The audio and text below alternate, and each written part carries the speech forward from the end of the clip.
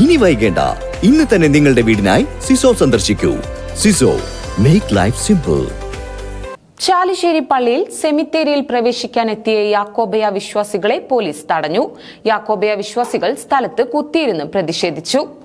സഭാതർക്കവുമായി ബന്ധപ്പെട്ട് ചാലിശ്ശേരി പള്ളിയിൽ സെമിത്തേരിയിൽ പ്രവേശിക്കാനെത്തിയ യാക്കോബായ വിശ്വാസികളെ പോലീസ് തടഞ്ഞു. യാക്കോബായ വിശ്വാസികൾ സ്ഥലത്ത് കുത്തിയിരുന്ന് പ്രതിഷേധിച്ചു.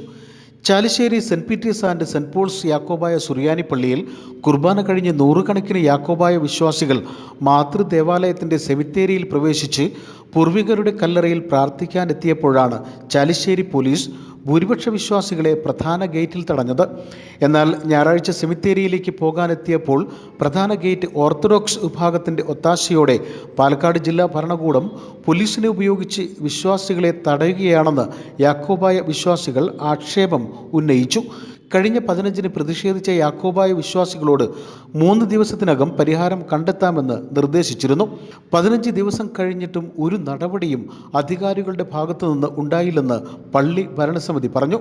പ്രവേശനത്തിന് ഒരു തീരുമാനമുണ്ടാകണമെന്നാവശ്യപ്പെട്ടാണ് സ്ത്രീകളും കുട്ടികളും മുതിർന്നവരുമായി നൂറുകണക്കിന് വിശ്വാസികൾ മാതൃദേവാലയത്തിന് മുന്നിൽ കുത്തിയിരുന്ന് മുദ്രാവാക്യം വിളിച്ച് പ്രതിഷേധിച്ചത്. തുടർന്ന് ഒറ്റപ്പാലം സബ് കളക്ടർ മിഥുൻ പ്രേമരാജ് ഫോണിലൂടെ ബന്ധപ്പെട്ട് ബുധനാഴ്ച ഇരുവിഭാഗവുമായി ചർച്ച നടത്താമെന്ന ധാരണയിലാണ് വിശ്വാസികൾ കുത്തിയിരിപ്പ് സമരം അവസാനിപ്പിച്ചത്.